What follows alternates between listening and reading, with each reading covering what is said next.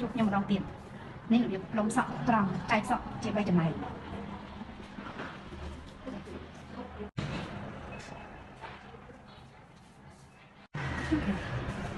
នេះជារបៀបកាន់ក្រាស់បងប្អូនមានក្រាស់តូចនិងក្រាស់និងមានសិនផ្លុំចាអញ្ចឹងតាមតាមបន្ត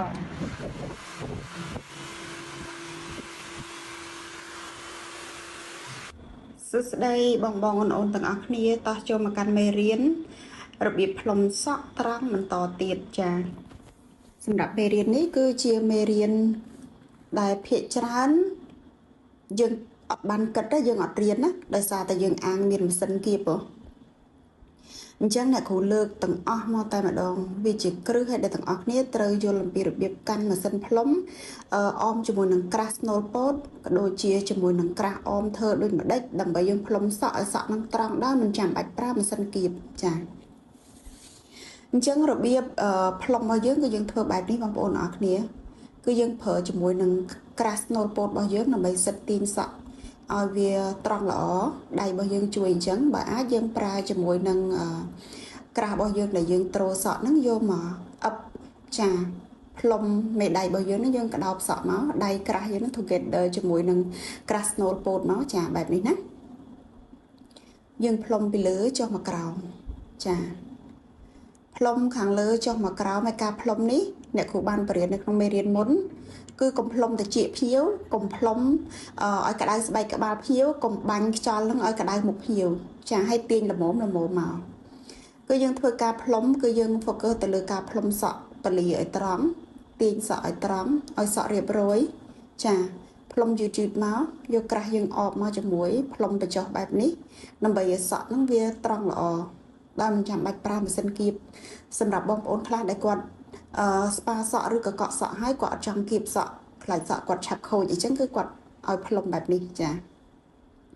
អញ្ចឹងយើងអាចផ្លុំសម្រួលសក់សេរីសក់ឲ្យគាត់ឲ្យបានស្រួលបួលបែបនេះឲ្យត្រង់ស្អាតរៀបរយបែបនេះណាចាអញ្ចឹងមេរៀនផ្លុំសក់បងប្អូនទាំងអស់គ្នាកុំភ្លេចអនុវត្តណាធ្វើតាមអ្វីដែលអ្នកគ្រូបង្ហាញនេះទៅគឺរៀនធ្វើមួយដំបូងឡើយយើងអាចថានឹងទៅដៃឆ្វេងអត់ស្គាល់ដៃស្ដាំអត់ស្គាល់ឆ្វេងមិនថាតែលើកទៅខុសនេះខុសនោះសូម្បីតែ body language របស់យើងកាយវិការរបស់យើងនឹងអាចនឹងឆ្គងអោនពេកឬក៏ឆ្ងាយពេកចិត្តពេកយើងអត់ទាន់ចេះប៉ាន់ស្មានអញ្ចឹងបងប្អូនទាំងអស់គ្នាកុំភ្លេចអនុវត្តធ្វើណាដើម្បីចាដឹងពីចំណុចខ្វះខាតហើយយើងនឹងបំពេញហើយនឹងយើងធ្វើឲ្យចេះស្ទាត់ទាំងអស់គ្នាចាសម្រាប់មេរៀនផ្លុំសក់នេះមានវីដេអូច្រើនណាបងប្អូនកុំភ្លេចមើលកលឹះល្អនៅក្នុងវីដេអូនេះនឹងចំណុចសំខាន់ដែលអ្នកគ្រូបញ្យល់បងប្អូនទាំងអស់គ្នាអាចនឹងមើលទៀតហើយរៀនអនុវត្តធ្វើតាមផងសូមកុំមើលហើយយើងបោះចោលតែមើលហើយបោះចោលអត់អនុវត្តក៏អត់ធ្វើបានដែរអញ្ចឹងមើលវាគ្រាន់តែជារបៀបមួយដែលធ្វើយើងយល់ទៅដល់ចិត្តចាយើងដឹងពីរបៀបកម្មរបៀបផ្លុំនិងបញ្ហាផ្សេងសម្រាប់ការធ្វើអនុវត្តនេះវិញគឺបងប្អូននឹងទទួលបាននូវលទ្ធផលហើយលទ្ធផលមិនធ្វើភ្លាមបានល្អភ្លាមទេណាគឺយើងព្យាយាមធ្វើឲ្យបានច្រើនសារចាធ្វើម្ដង2ដង3ដងបងប្អូនកាន់តែធ្វើកាន់តែអនុវត្តបានច្រើនសារបងប្អូននឹងឃើញភាពប៉ិនប្រសពនិងរកខ្លួនឯងឃើញថាយើងពិតជាអាចផ្លុំសក់បានយ៉ាងស្ទាត់ជំនាញហើយបានស្អាតទៀតអញ្ចឹងបងប្អូនទាំងអស់គ្នាកុំភ្លេចអនុវត្តណាបន្ទាប់ពីទស្សនាវីដេអូរបស់អ្នកគ្រូហើយយើងនឹងជួបគ្នានៅវីដេអូផ្លុំសក់ចាថ្មីអាប់ដេតក៏ដូចជាគន្លឹះសំខាន់នៅក្នុងមេរៀនរបស់យើងជាបន្តទៀតណាអរគុណច្រើនបងប្អូនទាំងអស់គ្នាកុំភ្លេចអនុវត្តផងណា Hello អូនបងទាំងអស់គ្នាថ្ងៃនេះគឺយើងចូលមកកាន់មេរៀនយើងបន្តទៀតអំពីរបៀបគៀបសក់ត្រង់ដោយប្រើម៉ាស៊ីនគៀបតែមួយចាម៉ាស៊ីនគៀបតែមួយនេះអ្នកខ្លះគាត់រៀនដំបូងគឺគាត់ចាប់ផ្ដើមរៀនជាមួយនឹងម៉ាស៊ីនគៀបមួយសិនសម្រាប់គៀបសក់ឲ្យត្រង់ព្រោះគាត់អត់ទាន់ចេះប្រើតាគៀបហើយពេលខ្លះយើងអាចនឹងឆ្គងការរៀននេះយើងត្រូវរៀនពីអីយ៉ាបត់ទៀតពេលខ្លះដែលគាត់ទៅតែរៀនគៀបសក់ដំបូងគាត់អាចអោនពេកហ្នឹងហើយគាត់អោនពេកគាត់ចិត្តពេកឬក៏ឆ្ងាយពេកចាអញ្ចឹងឥឡូវយើងមើលអំពីរបៀបកាន់តាគៀបសិនរឿងឈោយ៉ាងម៉េចយ៉ាងម៉ាយើងតាមក្រោយបងប្អូនអរគ្នាបែងចែកសក់ជា3ហើយចាប់សក់ដូចអ្នកគ្រូអញ្ចឹងណាហើយការកាន់តាគៀបនេះផងដែរគឺយើងកុំច្បាច់តាគៀបពេក កាលណាបងប្អូនច្បាត់តាគៀបពេកហើយទាញវាធ្វើឲ្យភ្ញៀវឈឺចា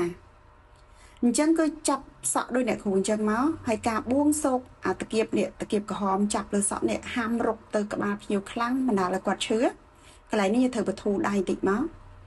ហើយក្រាស់របស់យើងគឺយើងប្រើ together ជាមួយនឹងតាគៀបរបស់យើងបែបនេះសិតដើម្បីសម្រួលសក់របស់យើងឲ្យវាត្រង់ឲ្យកម្ដៅភ្លើងរបស់យើងគឺវាក្តៅស្មើទៅលើសក់ហើយយើងអូសគៀបមកសក់យើងវាលងអលាស់ដោយមិនជាពាក់មិនបាក់ចានឹងក៏យើងប្រើក្រាស់ជំនួយត្រូលពីក្រោមបែបនេះហើយយើងធ្វើការគៀបដោយការណាភ្លើងរបស់យើងដោតតាគៀបបានក្តៅល្អគឺយើងមិនបាច់ច្បាច់ខ្លាំងទេគ្រាន់អូសតាមដំណើរសក់យើងត្រង់ភ្លឹកមកតែម្ដងអ្នកគ្រូឃើញសិស្សខ្លះគាត់មកពេលអ្នកគ្រូអត់បានបញ្យល់គឺគាត់ច្បាច់តាគៀបគៀបគាត់ខ្លាចវាអត់ត្រង់តែធៀបពិតអត់ទេគឺធ្វើឲ្យសក់ភ្ញៀវដាច់ចាធ្វើឲ្យសក់ភ្ញៀវដាច់ឲ្យឈឺទៀតដូចទាញសក់គាត់បោចអញ្ចឹងបាច់ទេយើងតកាលណាតាគៀបក្តៅយើងអូសតាមដំណើរមកចាអូសវាតាមដំណើរអូសវាយឺតបែបនេះមកហុយហើយយើងសិតទៅសក់នឹងត្រង់ស្អាតតែម្ដងមកចាំប្រឹងគៀបអីពេកទេចាប៉ុន្តែយើងត្រូវតែធ្វើច្រើនដងឲ្យវាលងគៀបតសក់នឹងលងអាលាស់ហ្នឹងទៅសក់នឹងវាត្រង់ណាបើកាលណាវានៅស្មឿកកម្ដៅភ្លើងវាអត់ជ្រាបចូលនៅចន្លោះសក់នឹងបានស្មើទេសក់នឹងបានន័យថាឆ្អិនឆៅគេដូចចង់និយាយថាសក់នឹងគៀបមកវាអត់លាស់លងស្អាតដែរវាស្មឿកចឹងគឺយើងត្រូបែបនេះហើយការត្រូក្រាស់គឺយើងត្រូឲ្យស្មើបើកាលណាក្រាស់ត្រូតាគៀបដក